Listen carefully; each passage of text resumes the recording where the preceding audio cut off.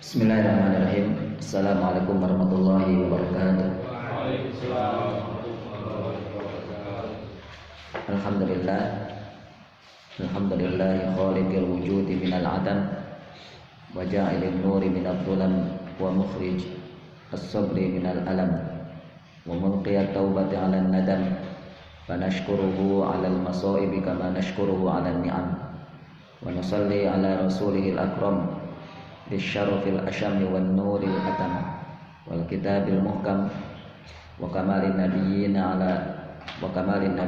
wal khatam sayyidi waladi adam alladhi basyara bihi Isa bin Maryam wa da'a li bi'tsatihi Ibrahim alaihi salam hina kana yarfa'u qawa'ida baitillahi muharram wa sallallahu alaihi wasallam ala atba'ihi khairil umam alladhi barakallahu bihi alladzina barakallahu bihim kafatan linnas al-arab minhum wal ajam walhamdulillahilladzi lam yattakhidh walada wa lam yakul lahu syarik wa lam yakul lahu waliyyun minadh-dhulli wa kabbirhu takbira wa lam yakul lahu syarikun fil mulk wa lam yakul lahu waliyyun minadh-dhulli wa kabbirhu takbira walhamdulillahilladzi anzala ala 'abdihil kitaba wa lam yaj'al lahu 'iwaja walhamdulillahilladzi nahmaduhu wa nasta'inuhu wa nastaghfiruh wa nu'minu bihi wa natawakkalu alaihi wa na'udzu billahi min syururi anfusina wa min sayyiati a'malina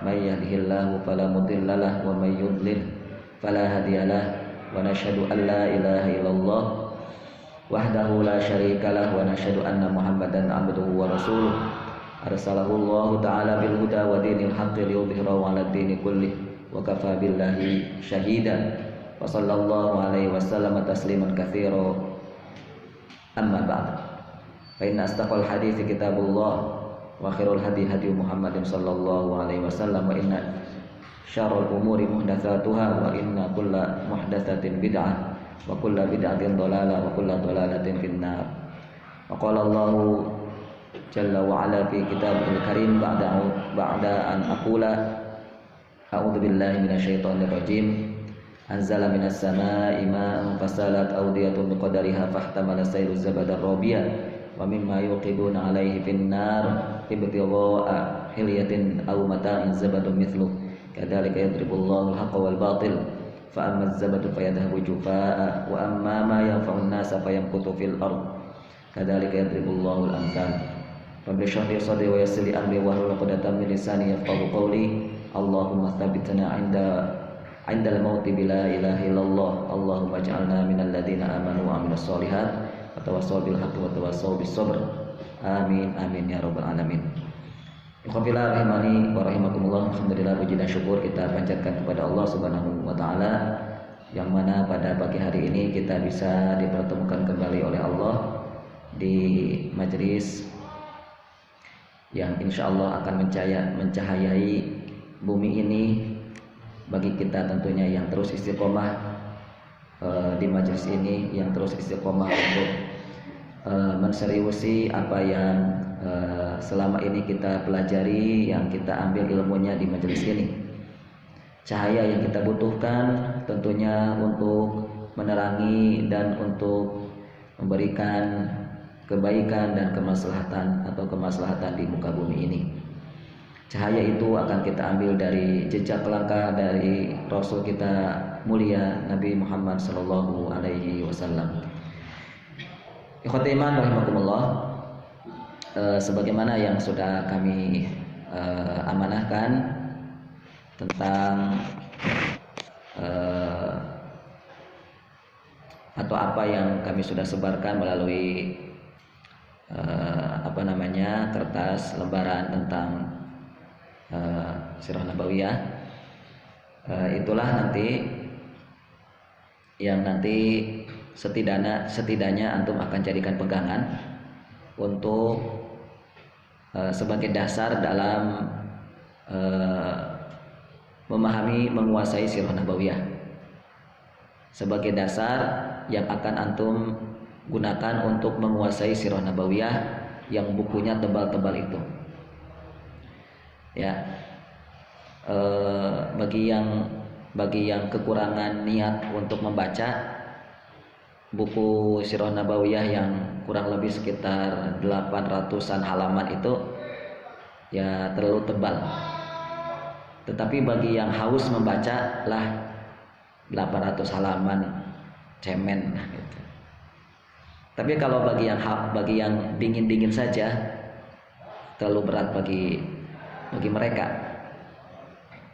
Tetapi di sini kami membuat satu ringkasan bagi teman-teman yang memang masih belum sanggup untuk membaca dengan detail, membaca Sirah Nabawiyah yang 800 halaman itu, maka antum cukup saja membaca 3 halaman saja. Itu kan cuma 3 halaman kan, ya 3 halaman. Lah 3 halaman saja kalau masih juga nggak mau membaca, itu memang sudah keterlaluan ya.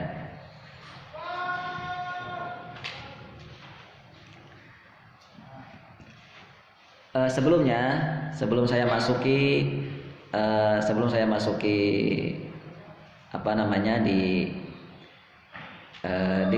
di lembaran yang tadi kami sudah sebarkan tadi itu, kami ingin awali dulu supaya semuanya paham tentang trik atau rumus dalam menguasai Sirah Nabawiyah. Begini, teman-teman yang dimuliakan Allah Subhanahu wa taala, menguasai Sirah Nabawiyah itu adalah syarat penting. Menguasai Sirah Nabawiyah adalah merupakan satu basic yang sangat-sangat diperlukan agar dapat menguasai ilmu Islam. Ya, kalau kita tidak memahami Sirah Nabawiyah, percuma kita belajar kemana-mana, ke sekolah tinggi apapun itu, universitas Islam apapun itu percuma kalau kita nggak paham Sirah Nabawiyah, percuma. Ya, apalagi kalau ingin menguasai Islam dengan syamil, universal, komprehensif. Nah, itu kalau nggak menguasai Sirah Nabawiyah sulit, ya sulit.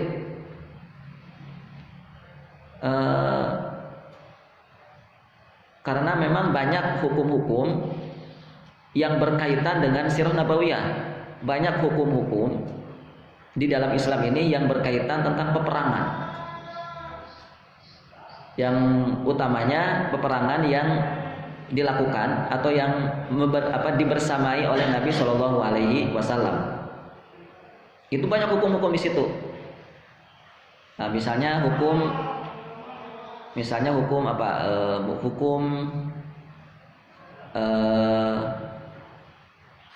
hukum mengejek atau hukum menuduh, al-ifk, hukum menuduh.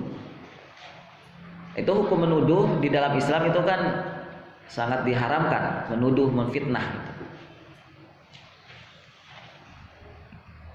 Maka Sirah Nabawiyah menggambarkan bagaimana kejinya hukum menuduh itu. Kamu teroris, ya gitu kan? Kamu ahlun nar, itu kan menuduh. Kamu pelaku bid'ah, ahlul bid'ah, itu tuh penuduhan-penuduhan seperti itu di dalam Islam sangat tercela kalau tanpa bukti. Bagaimana cara memahami al-ifk itu, penuduhan-penuduhan itu? Nah, maka cara yang paling nyaman dan bisa kita dalami dengan lebih detail itu melalui Sirah Nabawiyah, yaitu dengan kisah, ya, dengan kisah ada yang namanya kisah hadithul ifk, hadithul ifk, ya, ya. Baik. Apalagi kaitannya dengan Quran, karena di dalam Al-Quran ada namanya asbabun nuzul. Di dalam Al-Quran ada namanya asbabun nuzul, yaitu sebab-sebab kenapa surat ini turun, sebab-sebab kenapa ayat ini turun. Kalau tema tentang asbabun nuzul yang ada di dalam buku tafsir itu asbabun nuzul yang diringankan, ya, disimpelkan oleh para ulama di dalam kitab-kitab tafsir. Ada ada di dalam kitab tafsir, ataupun malah ada kitab khusus tentang asbabun nuzul ada. Yaitu kenapa surat An-Nur ini turun. Kenapa innal ladzina ja'u bil ifki usbatun minkum la tahsabu syarrul lakum. Ayat surat An-Nur ini kenapa turun? Nah, asbabun nuzulnya, sebab turunnya ada di dalam, diterangkan di dalam kitab itu. Tetapi tidak detail. Kalau mau detail, baca Sirah Nabawiyah. Nanti antum akan temukan detailnya. Kenapa terjadi atau kenapa turunnya innal ladzina ja'u bil ifki usbatun minkum itu. Lalu juga termasuk kalau kita belajar hadis. Kan dua sumber utama kita itu kan Quran dan hadis. Dua sumber utama kita. Belajar apapun itu sumbernya harus dua rujukannya. Ya ke Quran ya ke hadis. Nah, sedangkan di dalam Al-Quran itu ada asbabun nuzul, di dalam hadis itu ada asbabul wurud. Asbabul wurud yaitu sebab di mana Nabi menyebutkan sebuah hadis. Hadis itu kan perkataan Nabi. Kenapa terjadi hadis ini? Kenapa Nabi menyebutkan sebuah hadis? Sebuah hadis itu ada sebabnya. Sama seperti Al-Qur'anul Karim. Oke. Hadis tentang yang paling terkenal atau yang paling masyhur ya. Hadis yang berbunyi ya ma'syarasy syabab man istata'a minkumul ba'ah falyatazawwaj. Itu ada asbabul wurudnya itu. Perintah Nabi kepada para pemuda yang masih lajang untuk menikah itu ada asbabul wurudnya. Nah, kalau umat Islam tidak belajar asbabul wurud, nggak akan sempurna memahami hadis itu, nggak akan sempurna memahami hadis tadi. Dan kalau ingin lebih sempurna, ingin lebih detail, bagaimana kronologi, bagaimana terjadinya, bagaimana peristiwa terjadinya hadis tersebut, Nabi meluncur dari lisan mulia beliau itu hadis itu, baca sejarah, baca Sirah Nabawiyah. Nah, inilah salahnya teman-teman. Kesalahan mengapa muslimin banyak yang keliru dalam memahami ayat? Kenapa muslimin yang keliru banyak yang keliru dalam memahami hadis? Itu karena tidak memahami asbabun nuzul kalau untuk ayat, kalau untuk hadis asbabul wurud. Enggak memahami itu konteksnya, begitu ya. Konteks hadisnya tidak dipahami dari asbabul wurudnya itu. Ya. Padahal asbabul wurud tadi gitu ya. Di dalam ayat, di dalam hadis ada dijelaskan. Termasuk atau sama dengan asbabun nuzul. Tetapi sirah atau sejarah yang menjelaskan tentang sebab turunnya ayat, atau sirah atau sejarah yang menjelaskan tentang sebab munculnya sebuah hadis itu tidak detail. Kalau mau detail tadi di dalam Sirah Nabawiyah. Ya, di dalam Sirah Nabawiyah. Jadi, teman-teman yang dimuliakan Allah Subhanahu wa taala, balik lagi bahwa Sirah Nabawiyah itu, menguasai Sirah Nabawiyah itu adalah basic yang sangat amat diperlukan bagi muslimin, apalagi kalau dia ingin menjadi ulama, ingin menjadi seorang ahli fatwa, ingin menjadi seorang mujtahid. Mau nggak mau itu. Ya, dan sebuah ilmu yang dicari oleh seorang penuntut ilmu akan terasa hambar kalau tidak memahami Sirah Nabawiyah, kalau tidak menguasai Sirah Nabawiyah. Antum kuliah S2, S3, S4, nggak ada S4 ya. Percuma kalau nggak memahami Sirah Nabawiyah. Ya, para ulama mengatakan begitu. Okay. Namun, bagaimana cara agar kita bisa menguasai Sirah Nabawiyah? Caranya gimana? Apalagi kalau kita melihat kitab atau buku tentang sirah Nabi itu begitu banyak dan tebal-tebal. Menurut kita ya, kalau menurut ulama sih gitu mah ringan. Menurut ulama ya.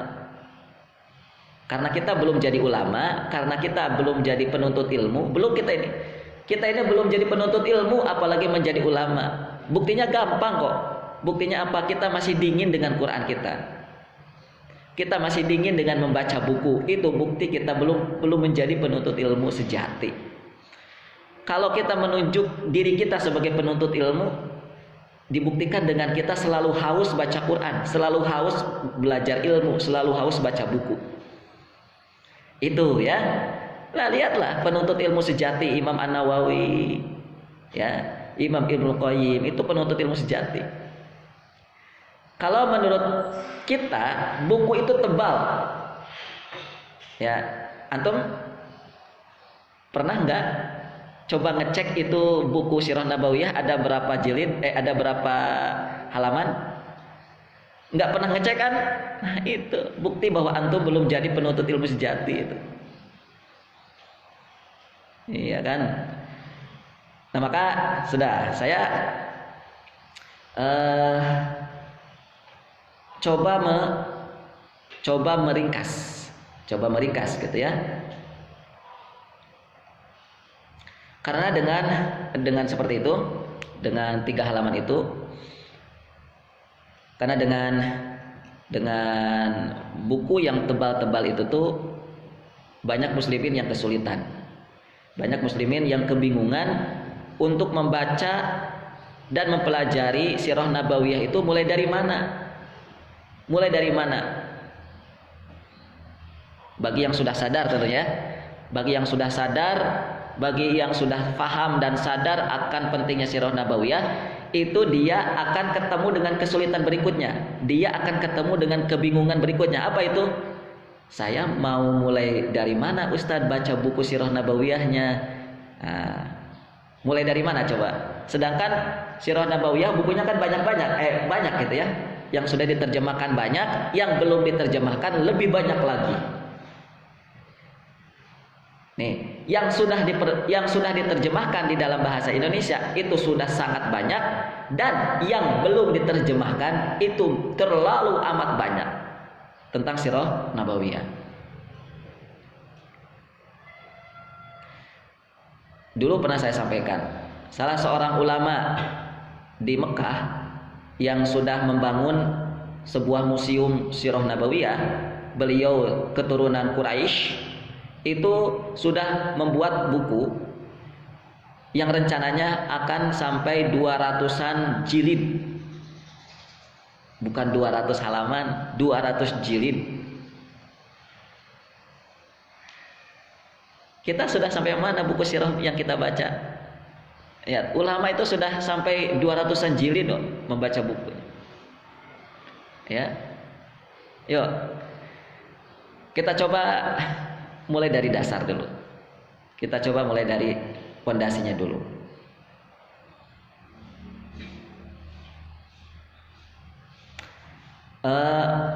Membaca Sirah Nabawiyah agar efektif gitu ya, dan bisa memahami secara utuh kerangka besar dari Sirah Nabawiyah itu bisa jadi berasal bukan dari bahan bacaan. Nih, pahami maksud saya ya. Memahami kerangka besar Sirah Nabawiyah dengan utuh itu bisa jadi bukan berasal dari sebuah buku bacaan. Bisa jadi itu berasal dari luar bahan buku bacaan, di luar dari bahan bacaan kita. Yang itu bisa jadi berasal dari pengalaman yang sudah bertahun-tahun, berpuluh-puluh tahun dia mengkaji dan membaca Sirah Nabawiyah, lalu keluarlah kalimat, lalu keluarlah ide, lalu keluarlah gagasan, lalu keluarlah rangkuman, lalu keluarlah kesimpulan dari berbagai buku sirah yang sudah dibaca itu tentang bagaimana cara paling efektif untuk menguasai sirah nabawiyah. Dan tentu ini sekali lagi masing-masing orang, masing-masing pembaca sirah akan berbeda-beda cara pandangnya. Masing-masing akan berbeda cara mengambil kesimpulannya, tergantung seberapa banyak buku sirah yang dia baca, tergantung seberapa pengalaman yang dia sudah alami yang berkaitan dengan sirah nabawiyah, entah itu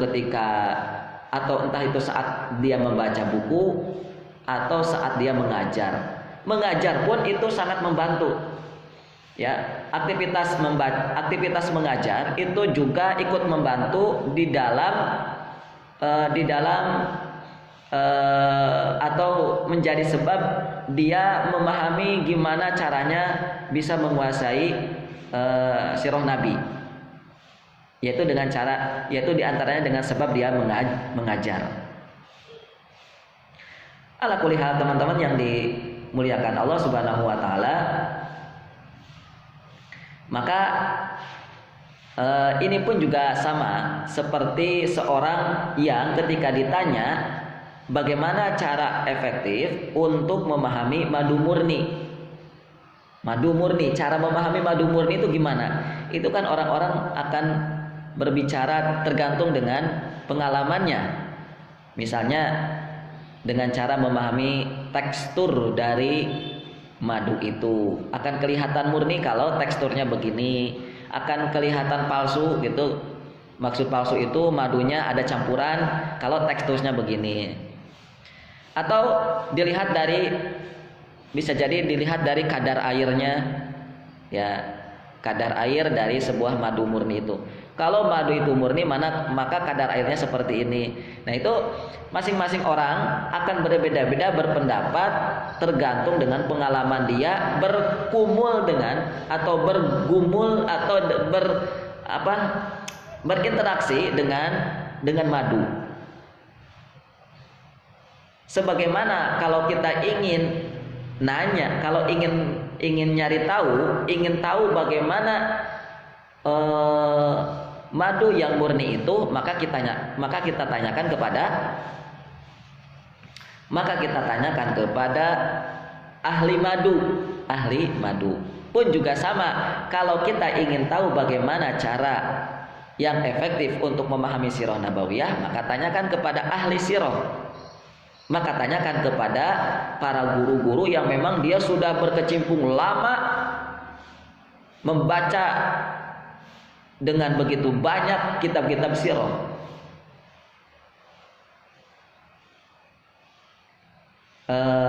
Dan alhamdulillah kami atau saya sendiri khususnya telah diberikan kesempatan, Allah berikan rezeki untuk bertemu dengan para ahli sirah nabawiyah melalui kuliah akademi sirah selama 2 tahun kemarin. Ya, kalau tidak salah dari mulai 2017-an. 2017, 2018, 2019 sudah mulai pandemi kan, ya kurang lebih sekitar itu 2017, 2018.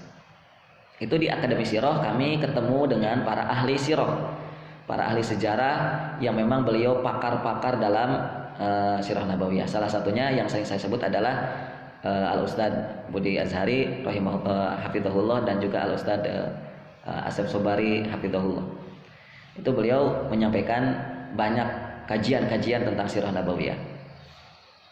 Nah, di sini kami ingin menularkan kepada antum pemahaman sirah nabawiyah yang selama ini kami pelajari selama 2 tahun. Ya. Teman-teman yang dimuliakan Allah Subhanahu wa taala, sirah nabawiyah itu kan intinya adalah perjalanan hidup Nabi kita. Intinya adalah perjalanan hidup Nabi Shallallahu alaihi wasallam dari lahir sampai meninggal. Dari lahir sampai meninggal. Dan momen terpenting dalam hidup Nabi inti hidup Nabi itu adalah 23 tahun, yaitu di mana Nabi sudah mendapatkan gelar Nabi dan Rasul. Itu momen terpenting hidup Nabi, saat Nabi usia 40 sampai usia 63 tahun. Itu momen terpentingnya dalam hidup Nabi kita Shallallahu Alaihi Wasallam. Dan kita tidak akan bisa memahami, bisa memahami 23 tahun ini secara lengkap kalau kita tidak memahami secara lengkap, kalau tidak kita pahami Nabi di masa di mana beliau masih anak-anak, masih remaja, atau di mana di masa itu masih jahiliyah. 23 tahun Nabi itu, 23 tahun dakwah Nabi itu akan kita pahami dengan jeli, dengan detail kalau masa-masa sebelum 23 itu kita pahami juga. Namun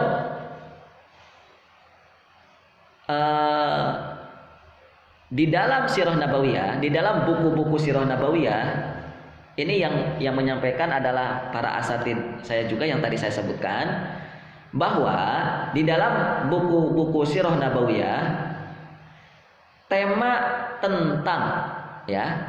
tentang kejahiliyahan atau tema tentang Nabi sebelum dibangkitkan menjadi Nabi, tema itu sangat sedikit dibandingkan dengan tema kenabian, dibandingkan dengan tema Nabi saat beliau dibangkitkan menjadi Nabi, yaitu 40 tahun sampai beliau meninggal. Ya, sampai beliau meninggal. Saya tanya, tapi ini juga saya yakin ya nggak akan mungkin antum bisa jawab. Padahal ini pertanyaan ringan loh. Kira-kira ada berapa halaman tema jahiliyah di dalam sirah nabawiyah yang ada di tangan antum? Sirah nabawiyah menerangkan berapa halaman tentang tema jahiliyah atau tentang tema di mana Nabi sebelum dibangkitkan menjadi Nabi. Harus dipisah dulu nih. Ya, sekitar 125 halaman. 125 halaman itu tema tentang, lain kali kalau hari Jumat dibawa sirah nabawiyahnya ya. 125 halaman tentang tema jahiliyah atau tentang tema di mana Nabi sebelum dibangkitkan menjadi Nabi. Adapun sisanya kira-kira dari 800-an itu, dari 800-an halaman, sisanya tinggal berapa ratus lagi? 724 halaman itu adalah sisanya yang menerangkan tentang Nabi mulai dibangkitkan, yaitu di Gua Hiro, sampai Nabi meninggal. Itu 724 halaman. Sejak Nabi mulai diutus sampai Nabi meninggal. Jadi tema kenabian ini di buku-buku sirah ini mengambil porsi yang terbanyak,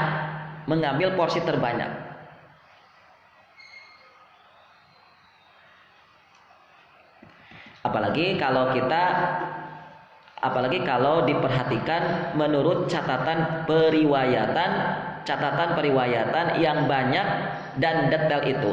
Riwayat yang banyak dan detail itu didominasi oleh kejadian di mana Nabi mulai berada di periode Mekah, dimulai Nabi saat dibangkitkan menjadi Nabi sampai wafat. Riwayatnya ya, riwayat hadis, tentu hadis kami sampaikan. itu riwayat hadis yang berbicara dengan detail itu, dengan sangat detail itu, berbicara tentang kondisi Nabi atau kondisi Islam atau kondisi muslimin saat Nabi dibangkitkan menjadi Nabi sampai meninggal. Adapun hadis-hadis yang berbicara tentang, yang mendetailkan tentang kejadian di mana masih dalam kondisi jahiliyah, itu sangat amat sedikit. Maka tema pembicaraan tentang sirah nabawiyah, tema pembicaraan tentang sirah nabawiyah itu paling tepat kita mulai di mana, di masa dakwah Nabi itu. Kita mulai dari di mana, di masa dakwah Nabi itu, yang merupakan inti, yang merupakan tujuan dilahirkan Nabi ke muka bumi. Tujuan Nabi dilahirkan oleh Allah di muka bumi intinya adalah dakwah dari mulai 40 tahun itu.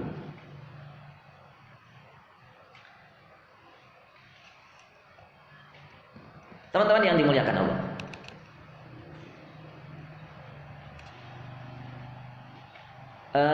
masa dakwah Nabi itu berlangsung selama 23 tahun tadi itu ya. 23 tahun itu kalau diturunkan, kalau didetailkan itu ada 2 fase, sebagaimana ada yang di lembaran itu. Satu fase Makkiyah yang lamanya berapa tahun? 13 tahun. Dan yang kedua fase Madaniyah yang usianya 10 tahun. Itu fase dakwah Nabi itu 23 tahun. Paham ini? Ini antum harus hafal. Nanti lain waktu insya Allah saya uji nanti ya. Harus hafal. 23 tahun itu kalau didetailkan tuh 2 fase itu. 13 plus 10. Mekah dan Madinah. Oke. Usia dakwah yang selama 23 tahun itu, itu tidak boleh dipisahkan antara satu peristiwa dengan peristiwa yang lain. Itu nggak boleh dipisahkan. Ya. Nggak boleh tidak boleh dipisahkan karena 23 peristiwa yang membentang selama 23 tahun itu satu kesatuan. Ya. Usia 23 tahun yang membentang itu satu kesatuan. Tidak ada satu peristiwa yang berdiri sendiri, tidak ada. Semuanya satu kesatuan. Jadi kita tidak akan mungkin, atau bagi orang yang membaca sirah nabawiyah, bagi orang yang belajar sirah nabawiyah, itu tidak akan mungkin memahami sirah nabawiyah yang selama 23 tahun itu dipahami, dibaca, memulai membacanya dengan pendekatan tematik. Tematik, paham? Itu dengan pendekatan tema. Misalnya ada orang yang bertanya, Ustadz, saya ingin belajar sirah nabawiyah. Saya awam, saya baru pertama kali tahu sirah nabawiyah. Maka saya harus mulai baca dari mana, Ustadz? Nah, kalau membacanya mulai dari tema-tema tertentu, misalnya apa? Perang Badar Nabi, misalnya. Itu kan tema. Itu kurang cocok bagi pembaca sirah yang awam. Yang baru pertama kali membaca sirah nabawiyah, atau bagi orang yang mengajar, ya, guru sirah nabawiyah, guru sirah, ustadz sirah, itu kurang tepat ketika mengajar pertama kali sirah nabawiyah pertama kali. Nah, ketika mengajar pertama kali sirah nabawiyah kurang tepat ketika dimulai dari tematik. Yuk para mahasantri, kita belajar sirah nabawiyah.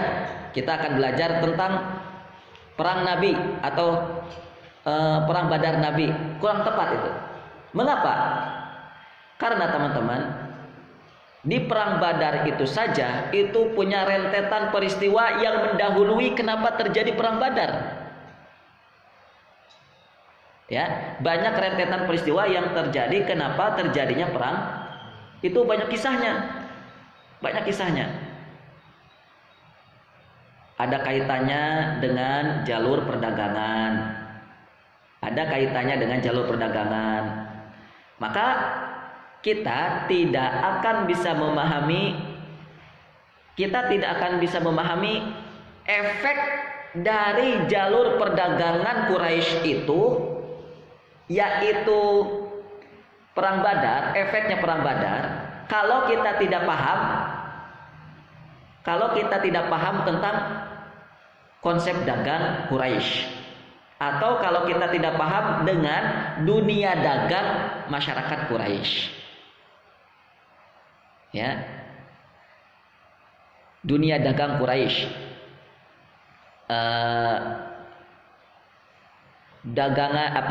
dunia dagang yang digeluti Quraisy itu apa sih? Nah, itu kalau kita nggak paham, itu kurang nyaman didengar ketika membahas tentang perang Badar. Ya. Lalu sebabnya kenapa terjadi perang Badar pun juga banyak peristiwanya. Di antaranya adalah peristiwa Sariyah Nakhlah itu yang kami sudah sampaikan kemarin, yang membuat efeknya itu Quraisy terbakar api dendam, terbakar karena direbut kan sama muslimin kan, ya ada yang ditawan, ya harta Quraisy ada yang disita. Jadi ada masalah-masalah yang melatar belakangi kenapa terjadinya perang Badar, yang tentunya tidak bisa dipisahkan antara satu dengan yang lain. Baik, jadi tidak bisa digunakan dengan pendekatan tematik kalau mau belajar sirah nabawiyah pertama kali.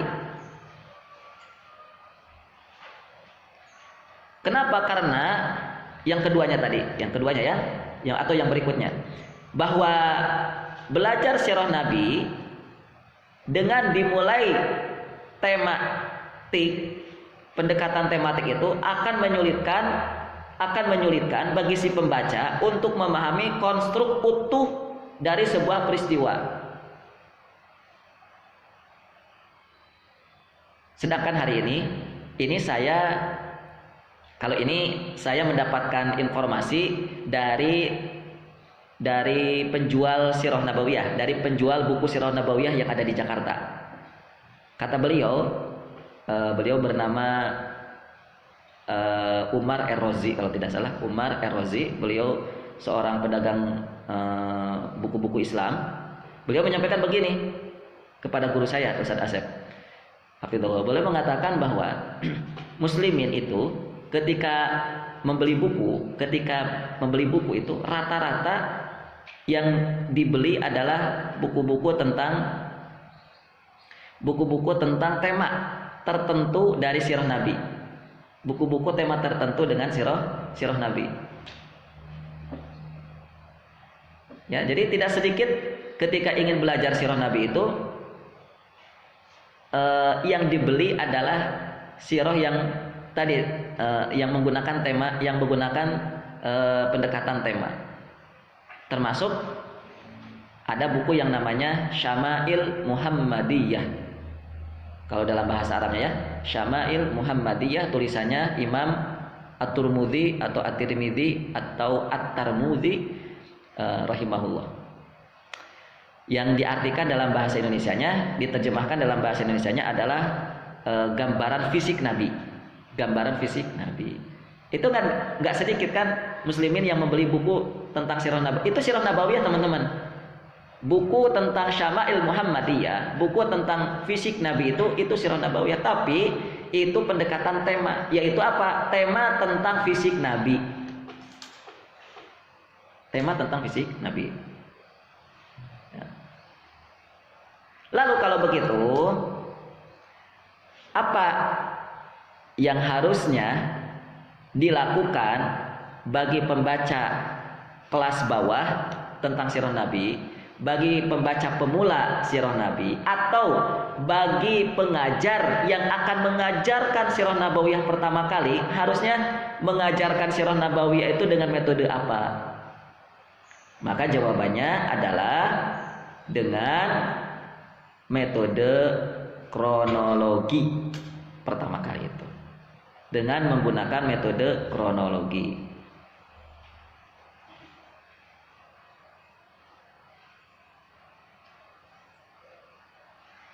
Gini, kita analogikan ya. Kita analogikan tentang sesuatu yang kita inginkan dari sebuah rumah. Begini, misalnya kita ingin membuat rumah yang memiliki kamar tidur yang nyaman. Tema saya itu adalah ingin membuat kamar tidur yang nyaman. Kira-kira apa yang harus dilakukan?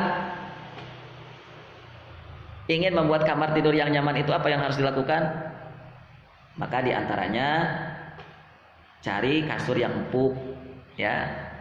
Lalu ukuran kamarnya ya harus disesuaikan, kira-kira minimalnya kalau kamar itu ingin nyaman, minimalnya ukurannya berapa kali berapa, itu ukuran kamarnya. Lalu atapnya kira-kira kamar yang nyaman itu mau atap yang lebih tinggi atau atap yang rendah, ya, itu disesuaikan dengan yang diinginkan. Baik, itu kan ringkasnya ya. Tapi nggak seperti itu. Tapi tidak seperti itu. Kalau kita yang sebenarnya tidak seperti itu. Kalau kita ingin membuat tempat tidur yang nyaman atau kamar tidur yang nyaman, tidak hanya memikirkan tentang kasurnya yang empuk, tidak hanya itu, tidak hanya memikirkan ukuran kamarnya, tidak hanya memikirkan atap, gitu ya.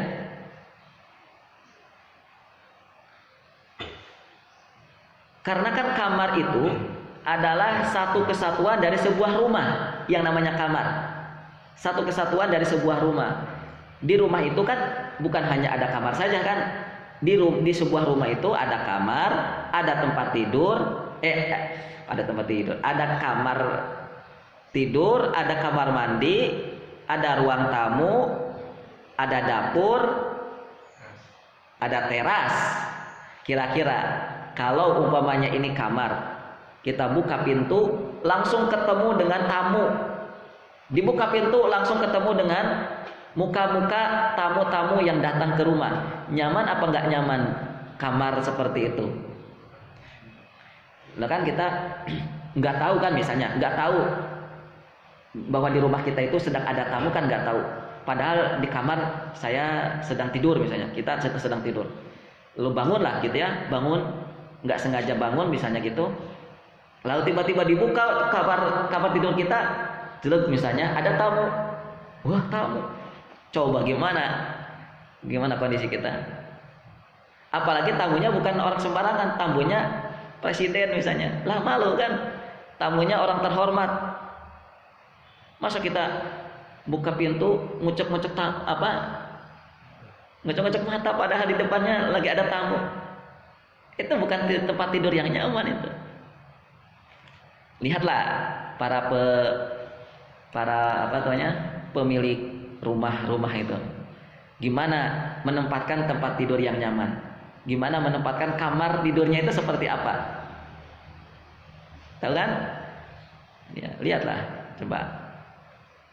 Lalu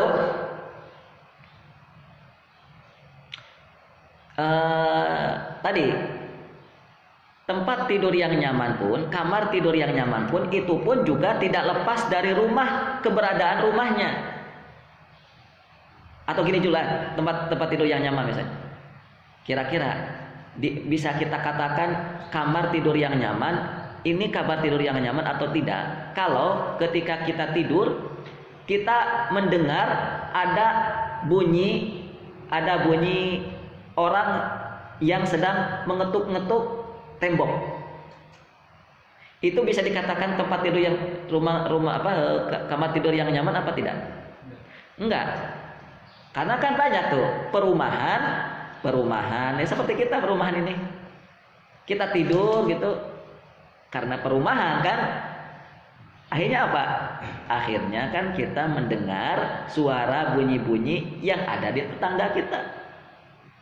Kalau antum sih di sini enak aja kan, nggak langsung bersentuhan dengan tetangga. Kalau saya kanan, kiri, belakang tuh tetangga. Antum tahu nggak kalau di rumah saya itu, misalnya malam gitu, itu jangankan tembok digedor-gedor gitu ya, tetangga lagi nyeduh kopi, kedengeran bunyi itunya. Apa tuh? Hah? Kedengaran. Kalau curnya sih enggak. Yang kedengaran tuh ininya, ketok-ketok ininya. Gelas sama sendoknya tuh kedengeran, ketok-ketok. Ya Allah, kedengeran. Begitu. Kan repot kalau rumah kayak gini kan. Nah iya, antum sih di sini enak.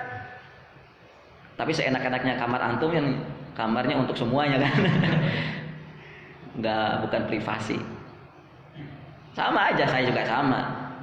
Ya, kamar bisa sendirian tapi tetap aja ya rumahnya berdempetan dengan rumah tetangga. Ya bagi saya ini rumah bukan rumah yang nyaman. Iya. Coba kan. Jadi membuat kamar tidur yang nyaman itu bukan hanya sekedar memperhatikan bagaimana bentuk kamarnya, tapi juga memperhatikan apanya? Lokasi, posisi rumah. Coba kalau kita buka rumah, langsung dibuka pintu rumah itu, langsung tembok rumah orang, gimana tuh? Nyaman nggak kita tinggal di rumah kayak gitu? Nggak nyaman. Maka kita pun juga ikut nggak nyaman kalau tidur di situ. Karena kalau kita membuka itu kamar, ketemu rumah orang, ketemu dengan tembok orang. Kalau kita mungkin di sini nggak begitu. Kalau di Jakarta, kalau di Tasik, saya di Tasik dulu pernah ngontrak di sebuah rumah, gitu ya. Tapi bukan rumah kontrakan saya, rumah kontrakan beberapa teman-teman saya. Itu ya Allah berdempetan. Maka begitu sama, ketika rumah dia dibuka, langsung ketemu tembok rumah orang. Sempitnya luar biasa, hampir mirip di Jakarta. Makanya akhirnya rumah kontrakan saya itu yang ada di Tasik itu mayoritas sudah terkena COVID. Masyarakatnya sudah terkena COVID karena rumahnya desek-desekan. Beda dengan kita kan. Jadi ruang hampa udaranya itu ruangannya itu kalau di sana itu terlalu sempit. Dan informasinya seperti itu yang datang ke kami bahwa masyarakat di tempat saya ngontrak dulu itu mayoritas sudah terkena COVID. Wa'iyadzubillah. Nah, teman-teman yang dimuliakan Allah. Artinya di sini bahwa tujuan ingin memiliki kamar tidur yang nyaman itu tidak bisa lepas dari desain besar rumah itu sendiri, ya, tidak bisa lepas. Maka kalau kita membaca ingin menguasai sirah nabawiyah, nggak bisa menguasai sirah nabawiyah kalau sifatnya tematik. Tematik itu apa tadi? Seperti kita sedang ingin membuat kamar tidur yang nyaman, itu kan tema, ya seperti itu. Nah, jadi menguasai sirah nabawiyah, maka hal yang pertama yang harus dia lakukan adalah kemampuan membaca peristiwa yang begitu banyak, gitu ya, dan begitu panjang itu dengan kerangka kronologi. Sehingga dengan kerangka kronologi itulah, kronologi tahu ya, membaca Nabi dari lahir sampai meninggal itu kronologi. Sehingga kita bisa mengaitkan, kita bisa menguat-ngait gitu satu peristiwa dengan peristiwa yang lain. Kita bisa mengaitkan satu peristiwa dengan peristiwa yang lain. Tadi karena sebenarnya kita tidak mungkin sebuah peristiwa itu terjadi yang ada di dalam kehidupan Nabi, utamanya selama 20 tahun Nabi kita berdakwah, itu terpisah satu peristiwa dengan satu peristiwa yang lain, itu nggak mungkin. Pasti ada keterhubungan antara satu peristiwa, antara satu masa dengan masa yang lain. Dan nanti bagi orang yang menguasai sirah nabawiyah dari mulai kronologi, dia akan bisa mengambil benang merah. Dia akan bisa mengambil kesimpulan yang sangat tajam. Ya, kalau kita menguasai sirah nabawiyah dari mulai Nabi lahir sampai Nabi meninggal. Kita mau mengambil tema apa tentang Nabi? Tema tentang kehidupan rumah tangga Nabi misalnya gitu ya. Bahas saja, nggak apa-apa, bahas saja tentang kehidupan rumah tangga Nabi. Tapi akan terasa nikmat kalau orang yang membahas sirah nabawiyah itu yang temanya tentang rumah tangga Nabi, kalau dia menguasai kronologi Nabi dari lahir sampai meninggal. Kalau dia menguasai kehidupan Nabi dari mulai Nabi lahir sampai meninggal.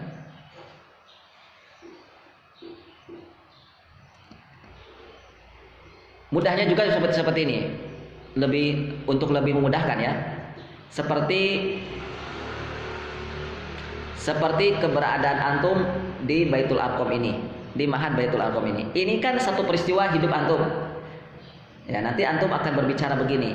Ada satu buah peristiwa dalam hidup antum bahwa antum pernah merasakan hidup di Baitul Arqam. Ini satu peristiwa. Nah, perhatikan, peristiwa antum berada di Baitul Arqam ini tidak akan lepas dari peristiwa yang antum alami, yang itu antum alami ketika sebelum di Baitul Arqam. Nggak akan terlepas. Contohnya, antum berada di Baitul Arqam ini, kenapa? Apa sebabnya? Apa yang melandasinya? Atas dasar apa? Atas saran siapa? Gitu kan? Ya, seperti misalnya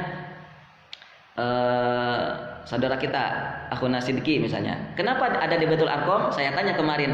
Oh, ini melalui saran dari kakaknya. Loh, kok bisa kakaknya? Memangnya gimana? Kakaknya kenal Baitul Arqam dari temannya Ustadz Nasruddin. Nah gitu. Itu kan? Pak Nasruddin itu siapa? Nah, itu kan peristiwa lagi. Ya, pemilik Baitul Arqam ini gitu. Sama juga saya pun juga mengalami satu peristiwa dalam hidup, yaitu berada di Baitul Arqam. Jadi hidup saya di Baitul Arqam ini tidak akan bisa lepas dari peristiwa hidup saya di masa lalu, nggak bisa lepas. Dimulai dari mana? Dimulai ketika saya berada di Garut. Kok bisa? Iya, karena di Garut saya berkenalan dengan Pak Nasruddin lagi, gitu. Sebetulnya sudah lama, ya, semenjak Baitul Arqam ini belum ada tuh saya sudah kenal lama dengan Pak Nas. Gitu. Kenapa saya kenal dengan Pak Nas? Nah, ada peristiwa yang melatar belakangi, begitu, sehingga saya kenal dengan Pak Nas. Misalnya saya kenal dengan Pak Nas itu karena saya pernah mengikuti sebuah pelatihan entrepreneur atau sebuah pelatihan bisnis begitu. Di sebuah kota misalnya. Lah, kenapa saya bisa mengikuti ya? Kenapa itu nanti begitu seterusnya. Pun juga sama peristiwa antum yang ada di Baitul Arqam ini pun juga akan menjadi penyebab apa? Penyebab peristiwa yang akan antum akan alami setelah berada di sini. Ya, peristiwa antum di masa datang tidak akan lepas dari peristiwa antum yang antum alami di Baitul Arqam ini. Karena satu kesatuan. Ya. Begitu. Itu untuk memudahkan. Al-Quran pun juga sama sebenarnya. Al-Quran ini, antum tahu Quran ini Al-Quran. Al-Quran ini walaupun membentang seperti gini ya, Al-Fatihah sampai An-Nas. Ya. Mulai dari Al-Fatihah sampai An-Nas gitu. Seperti ini, berbanjar gitu ya, berbanjar. Sebenarnya Al-Quran itu hakikatnya itu dia seperti bulat. Al-Quran itu seperti bulatan. Dimulai dari Al-Fatihah, berakhir di An-Nas. Jadi semua surat-surat yang ada di Al-Quran ini semuanya berkaitan. Al-Fatihah berkaitan dengan Al-Baqarah. Al-Baqarah berkaitan dengan Al-Fatihah. Al-Baqarah berkaitan dengan Ali Imran. Ali Imran berkaitan dengan Al-Baqarah. Terus begitu. Berkaitan semuanya. Jadi di dalam Al-Quran itu tidak ada satu surat, bahkan tidak ada satu huruf yang berdiri sendiri. Dia satu tema sendiri itu nggak ada. Itu semuanya berkaitan. Berkaitan satu sama yang lain. Makanya di dalam ilmu tafsir atau di dalam ilmu ulumul Quran ada namanya ilmu munasabat. Ilmu munasabat itu apa? Ilmu tentang mencari keterkaitan antara satu surat dengan surat yang lain. Mencari apa kaitannya antara surat Al-Baqarah dengan Ali Imran, ataupun mencari keterkaitan apa kaitan yang ada di dalam apa kaitannya antara bahkan tema surat ya dengan nama surat itu, tema suratnya apa, nama suratnya apa, itu berkaitan.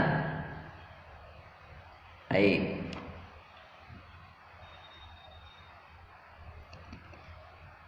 Maka para ulama tafsir, para ulama Quran memudahkan untuk kita bagaimana cara agar memahami Quran. Bagaimana sih kita bisa memahami Quran yang tebal ini? Kita pahami apa? Caranya gimana? Maka para ulama Quran mengatakan begini: pahami tema besarnya. Tema besar dari sebuah surat itu apa tema besarnya? Seperti itulah kita memahami sirah nabawiyah, yaitu Nabi kita Shallallahu Alaihi Wasallam. Tema besar dari kehidupan Nabi itu apa? Tema besarnya ada di 20 tahun, ada di 23 tahun Nabi hidup itu. Itu tema besar hidup Nabi, ada di situ. Kita pahami itu dulu.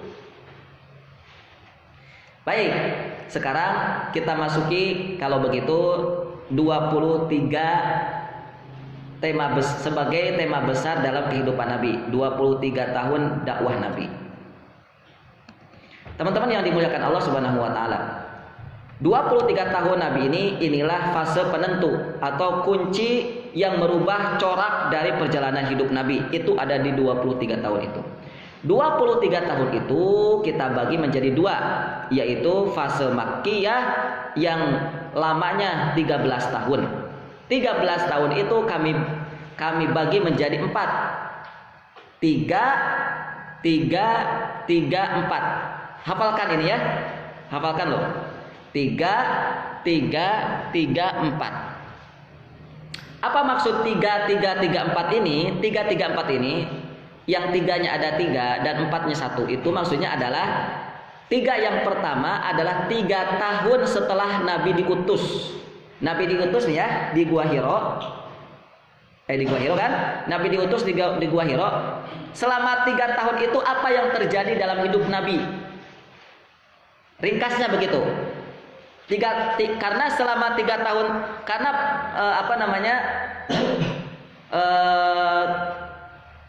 selama 3 tahun pertama ini berbeda situasinya dengan 3 tahun kedua. 3 tahun kedua berbeda nanti, tapi saling berkaitan. Coba lihat seperti ini. Di 3 tahun pertama, yaitu 3 tahun di mana Nabi diutus. Setelah diutus itu 3 tahun pertama apa yang terjadi dalam hidup Nabi? Yang terjadi dalam hidup Nabi kita Shallallahu Alaihi Wasallam setelah diutus, yang itu dimulai dari surat Al-Alaq, Iqra bismi rabbikal ladzi khalaq itu, maka Nabi Shallallahu Alaihi Wasallam mulai mengumumkan Islam. Maka Nabi mengumumkan Islam, tetapi tidak ke semua orang. Tetapi Nabi mengumumkan kepada orang-orang yang terbatas, kepada orang-orang yang terbatas.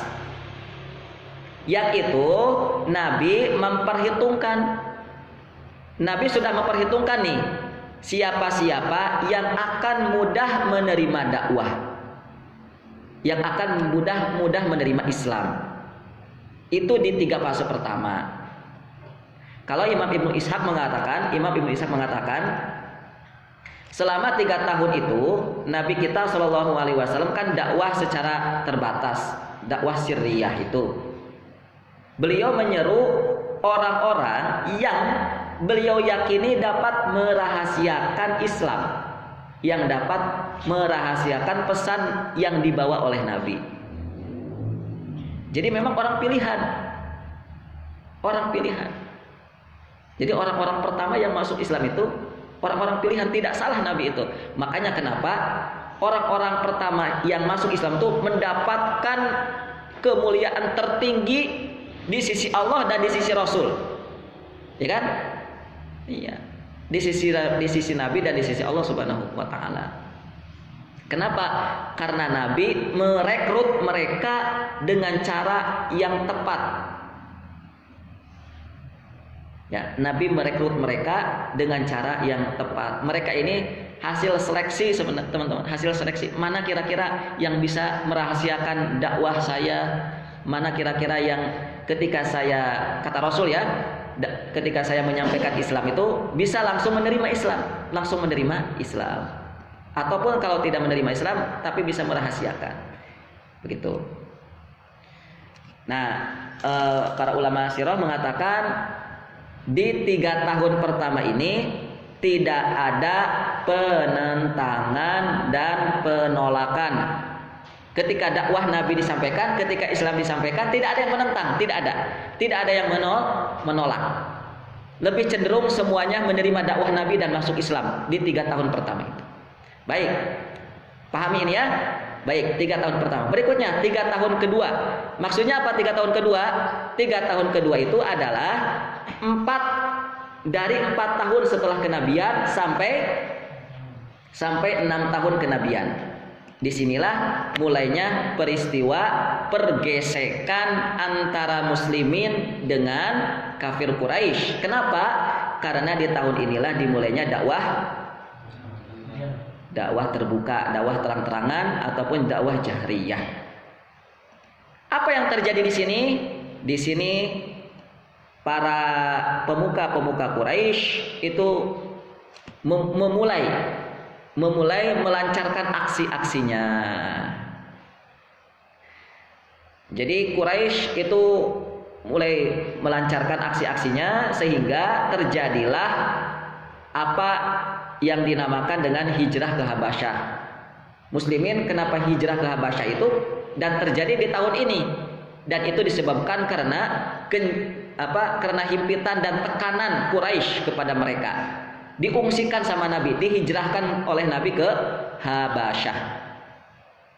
Dan yang tinggal di Makkah itu hanya muslimin yang relatif cukup kuat.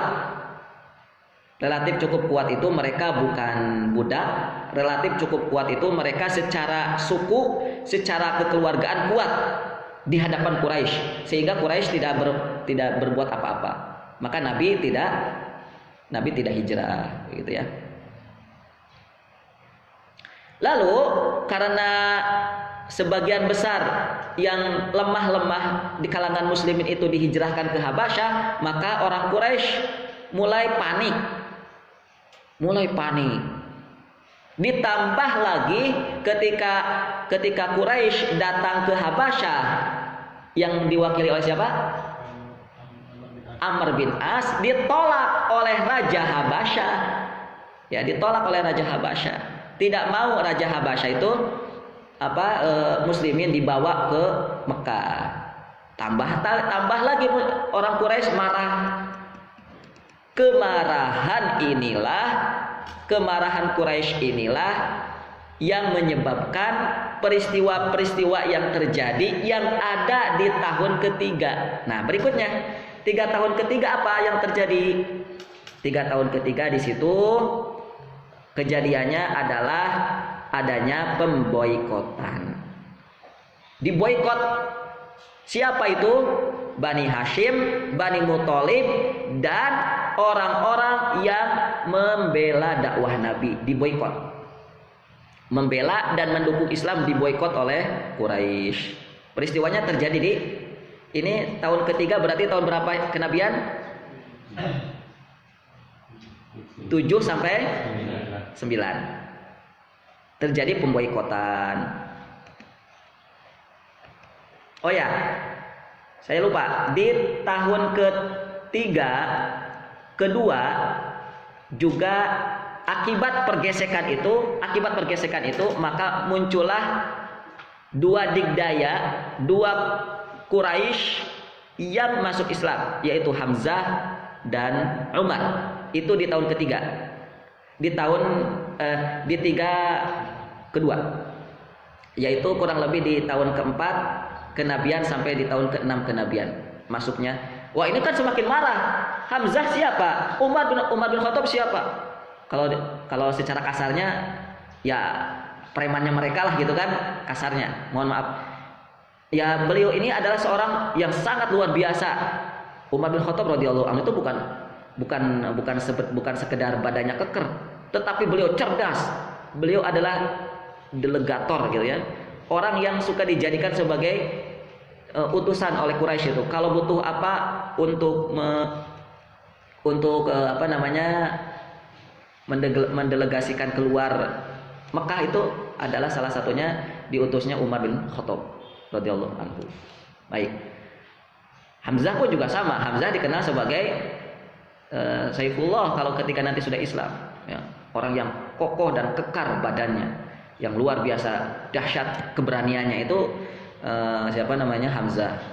Dengan masuknya Hamzah dan Umar bin Khattab radhiyallahu anhu ini, maka tambah kemurkaan orang Quraisy. Dengan kemurkaan itulah Quraisy betul-betul marah, termasuk apalagi marah kepada Rasul Shallallahu Alaihi Wasallam, sehingga muncullah terjadi pemboikotan di tahun ketiga atau di 3 fase ketiga, yaitu di tahun ke-7 sampai tahun ke-9. Di tahun ke-7 sampai tahun ke-9. Dan di sini pula terjadinya target pengincaran nyawa Nabi. Jadi nyawa Nabi itu sudah mulai diincar di tahun ketiga, di tahun ke-7 sampai tahun ke-9 kenabian ini. Salah orang bilang, kenapa Nabi itu hijrah ke Madinah? Jawabannya, karena sudah mulai terdesak dan diincar nyawanya oleh Quraisy. Salah itu. Nabi itu sudah mulai diincar nyawanya bahkan ketika di masa pemboikotan. Kenapa Nabi harus diboikot untuk dibunuh? Nah, ini supaya tidak ada masalah lebih besar. Ya, nanti kejadian detailnya antum baca saja ya. Intinya supaya tidak ada kejadian yang lebih besar yang mengganggu stabilitas keamanan Mekah. Ya, kalau Mekah tidak aman, itu ditakuti oleh Quraisy. Kalau Mekah tidak aman, maka tidak ada lagi yang akan datang haji, maka tidak akan ada lagi yang datang untuk berdagang di Mekah. Kalau Mekah tidak aman, makanya Nabi diincar nyawanya langsung ketika diboikot. Jadi tidak dibunuh secara langsung. Baik. Dari peristiwa pemboikotan, dari peristiwa yang menggencet muslimin di tahun ke-7 sampai tahun ke-9 ini, yaitu di 3 tahun ketiga ini, maka terjadilah peristiwa di tahun keempat atau di 4 fase keempat. 4 fase keempat berarti tahun 10 sampai 13. Nah, selesai Mekah di sini. Fase Mekah selesai di sini. Apa yang terjadi di 4 tahun keempat, 4 fase yang keempat ini atau di 10 sampai 13 yaitu terjadinya amul huzni. Ya. Kenapa terjadinya amul huzni? Yaitu Nabi Shallallahu alaihi wasallam kehilangan dua penolong beliau, dua pelindung beliau, yaitu Ibunda Khadijah radhiyallahu anha dan Abu Thalib. Itu kehilangannya di sini, yaitu di tahun 10 sampai 13 ini. Amul huzni ini terjadi pada tahun 10 kenabian, tepat setelah pemboikotan. Pemboikotan kan 3 tahun. Setelah diboikot meninggallah Abu Thalib. Itu lantaran karena peristiwa ini. Kalau diboikot kan nggak nyaman. Rasulullah tahu kan makan selama pemboikotan dengan apa? Iya. Itu yang membuat Ibunda Khadijah itu sakit-sakitan, termasuk Abu Thalib juga akhirnya meninggal. Jadi peristiwa yang terjadi di tahun 10 sampai 13 ini berkaitan dengan tahun ke 7 sampai 9 itu. Lalu di tahun ke 10 sampai tahun ke 13 ini Rasul kita Shallallahu alaihi wasallam tidak bisa diam begini-begini saja.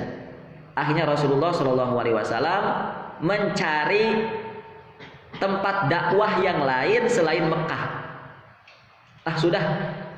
Itu dikisahkan begitu ya. Rasulullah sudah merasa bahwa dakwah di Mekah tidak lagi efektif. Sudah mentok dakwah di Mekah ini. Maka di tahun 10 atau 11 kenabian sampai 13 Rasulullah mulai mencari kota-kota ataupun desa-desa ataupun tempat dakwah Islam yang baru. Maka di tahun inilah Rasulullah dakwah kemana? Rasulullah dakwah ke Thaif, ataupun dakwah mengadakan pendekatan kepada kabilah-kabilah yang ada di Pasar Ukad, yaitu dengan Bani Syaiban, ada Bani Hanifah dan seterusnya. Ya.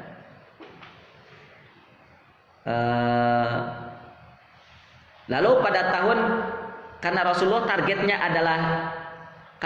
targetnya di tahun ini adalah luar Mekah, maka Rasul pun ketika ada orang Madinah datang ke Mekah untuk hajian, maka Rasul pun berusaha untuk menawarkan Islam. Kemana? Ke masyarakat Madinah yang pada tahun itu datang ke Mekah. Kan hajian itu kan setahun sekali. Maka di tahun inilah, yaitu pada tahun 12. Tahun 12 itu kan kira-kira setahun lagi Rasulullah hijrah ke Madinah kan ya.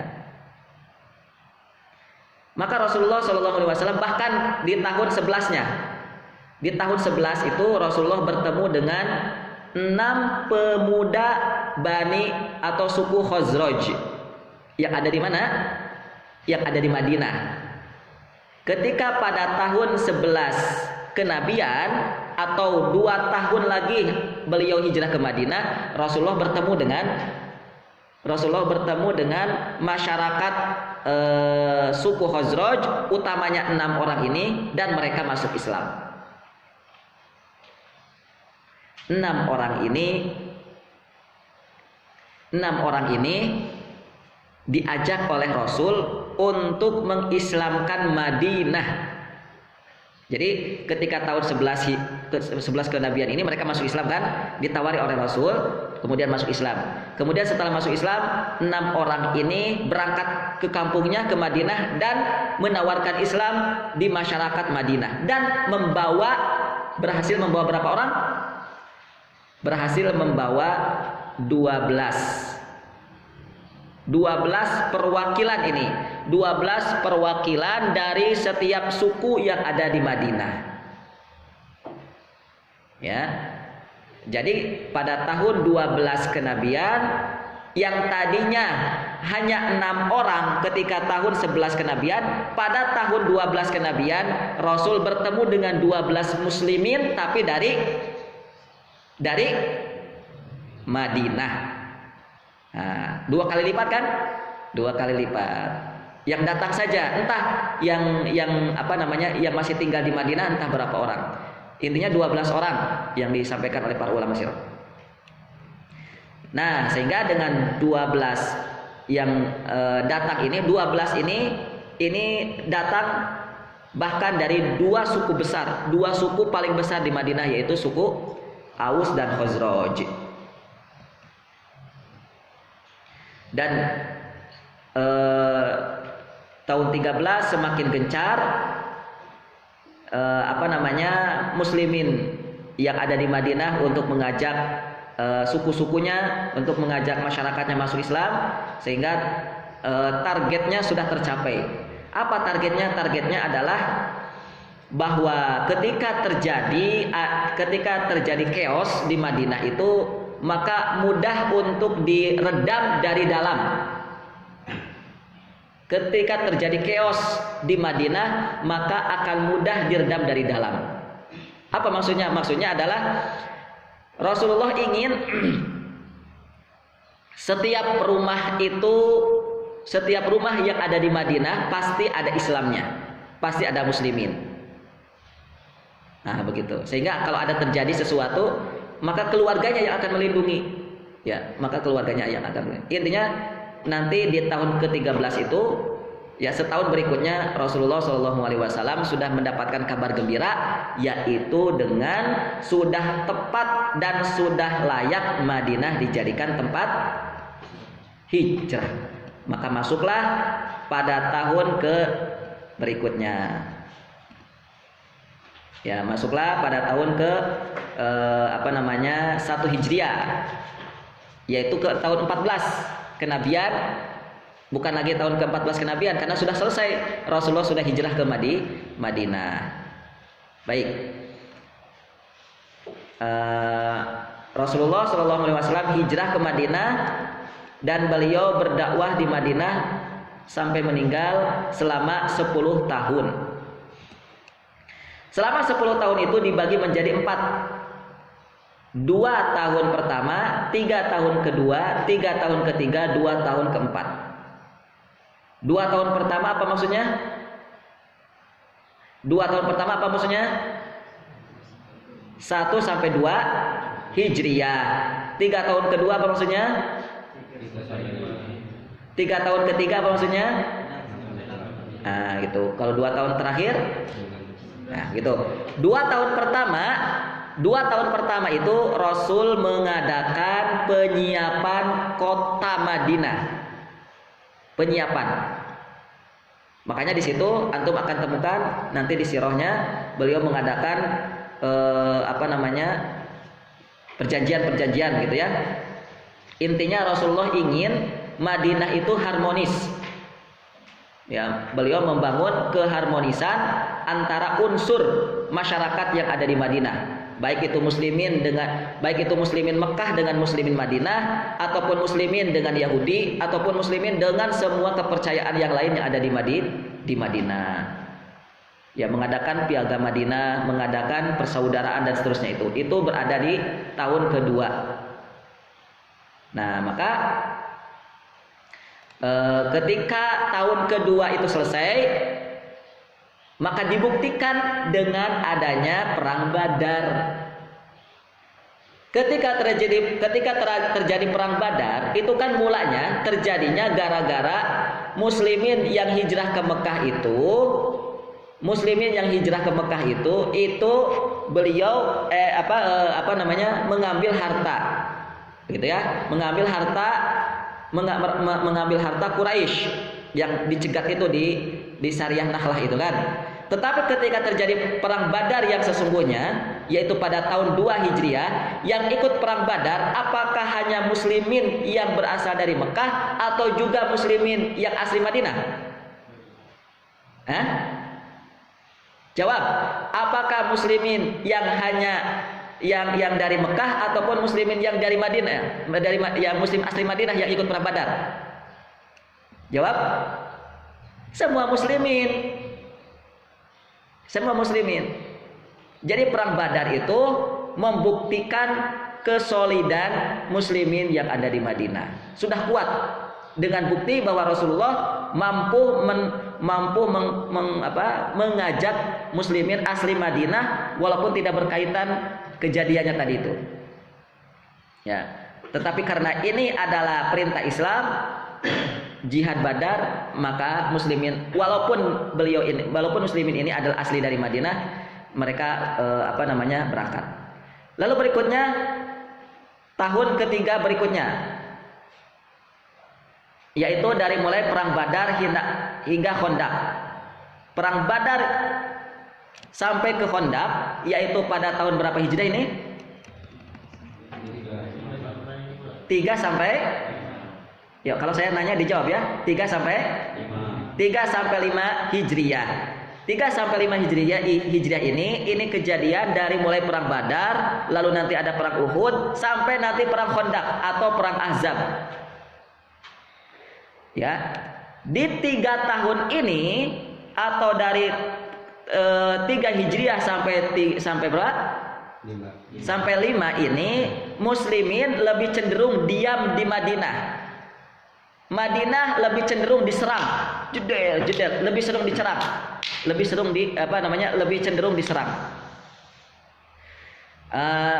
Puncaknya perang Ahzab itu. Nah, ketika perang Ahzab selesai, Madinah tetap kokoh, tidak hancur, tidak babak belur, maka disitulah bukti bahwa Madinah telah kuat. Rasulullah sudah yakin bahwa muslimin akan siap mengantarkan Islam menuju luar, belum dunia, menuju luar Jazirah Arab, menuju luar Madinah. Maka di tahun ini Rasul ketika selesai perang Khandaq, Rasul mengatakan al-an nagzuhum wala nagzunana. Hari ini wahai muslimin, kami kita tidak akan diserang oleh mereka. Orang Quraisy, orang Mekah dan seterusnya itu tidak akan berani lagi menyerang Madinah, tapi kitalah nanti yang akan menyerang mereka. Nah, gitu maksudnya. Jadi Nabi butuh berapa tahun untuk menguatkan Madinah? 5 tahun. Indonesia butuh berapa tahun untuk menguatkan Indonesia? Lihat loh, Madinah dikuatkan Nabi selama 5 tahun, padahal Madinah sebelumnya,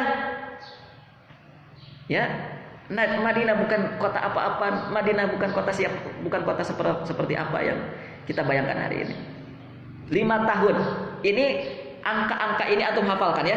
Ini angka-angka penting nih, supaya kita punya target. Tahun ini kita target apa? 5 tahun ke depan kita punya target apa? Ini belajar sirat nabawiyah itu begitu. Kita punya rencana, kita punya planning. Maka mahasiswa itu ya, yang punya planning itu biasanya ketika dia sudah mengerti arah hidupnya. Kalau dia tidak mengerti arah hidupnya, ya biasanya nggak akan ada planning begitu tuh. Maka antum yang sudah belajar sirah tuh harus mulai punya planning. Berapa tahun ke depan, 3 tahun ke depan, 10 tahun ke depan tuh harus punya planning. Antum niat nikah sampai tahun berapa, harus punya planning. Antum hajian tahun berapa, itu harus punya planning. Karena ini target-target ini tuh harus target-target tahun yang ada dalam kehidupan Nabi ini harus menjadi target kita, harus menjadi pancang, ya, harus menjadi pancang dalam kehidupan kita. Nabi mensejahterakan, menguatkan Madinah hanya 5 tahun. 5 tahun. Berikutnya, 3 tahun berikutnya berarti tahun berapa Hijriah ini? 6 sampai 8. Mari kita perhatikan. Setelah perang Khandaq, apa yang terjadi? Maka yang terjadi adalah dari perang Khandaq sampai Mekah ini, sampai Fathu Mekah. Jadi Mekah itu sudah selesai pada tahun ke-6 Hijriah. Pada tahun ke-6.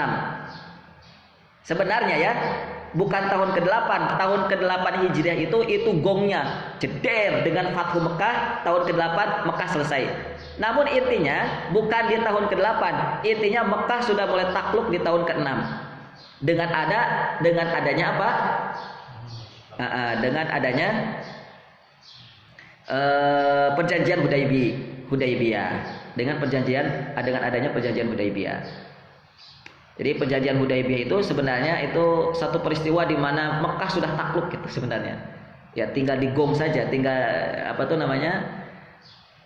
Kalau kita mau perlombaan gitu, perlombaan sepeda di plit saja gitu, Mekah sudah hancur. Nah, baik. Dan di tahun ketiga pun Rasulullah di tahun ke astagfirullah, tahun ke berapa ini? Tahun ke-6 ini sampai tahun ke-8 ini, 6, 7, 8 ini Rasulullah karena Mekah sudah tidak lagi berani, Mekah sudah tidak berani lagi mengapa-ngapain Madinah ya, sudah takluk lah begitu.